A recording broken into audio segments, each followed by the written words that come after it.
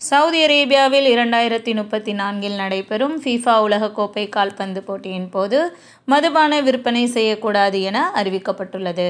முன்னதாக 2022 கத்தாரில் நடைபெற்ற ஃபிஃபா உலகக்கோப்பை கால்பந்து போட்டியில் குறிப்பிட்ட வளாகத்திற்குள் மட்டும் ரசிகர்களுக்கு இந்த தடை நீக்கப்பட்டதாக அறிவிக்கப்பட்டு, பின்னர் போட்டிக்கு 2 நாட்களுக்கு முன்பு மீண்டும் தடை விதிக்கப்பட்டது. இதனால் பிரபல உலக பீர் கம்பெனிகள் பெரும் நஷ்டம் அடைந்ததாக கூறப்படுகின்றன. மதுபான விற்பனை செய்யப்படாது என்ற சவுதி அரேபியாவின் இந்த முடிவை ஃபிஃபா ஏற்றுள்ளதாகவும், மேலும் ஒரு நாட்டினுடைய கலாச்சாரத்தை ஏற்று அதற்கு மதிப்பளிக்கும் விதமாகவும் இந்த முடிவை ஏற்றுக்கொள்வதாகவும் ஃபிஃபா தெரிவித்துள்ளது. சவுதி அரேபியாவில் 1952 முதல் மதுவிற்கு தடை விதிக்கப்பட்டுள்ளது. இத்தகைய செயல்களில் ஈடுபடுவோர் மீது அபராதம், சிறை தண்டனை மற்றும் வெளிநாட்டவராக இருந்தால் நாடு கடத்தல் உள்ளிட்ட தண்டனைகள் வழங்கப்பட்டு வருகிறது.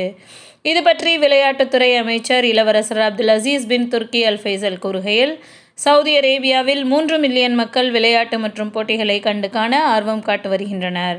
மேலும் 100க்கும் மேற்பட்ட உலக விளையாட்டுப் போட்டிகள் ஆண்டுதோறும் நடைபெற்று வருவதாகவும் தெரிவித்தார். மேலும் இதுபோன்ற தகவல்களுக்கு சவுதி நியூஸ் சேனலுடன் இணைந்திருங்கள். நன்றி.